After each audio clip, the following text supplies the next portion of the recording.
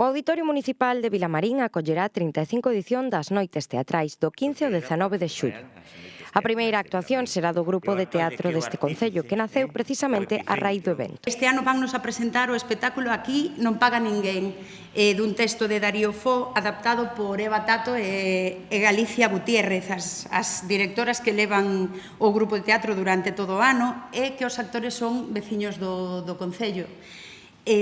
O martes 16 teremos o grupo Chévere de Santiago de Compostela, que van a presentar o espectáculo As fillas bravas e o mito de Casandra.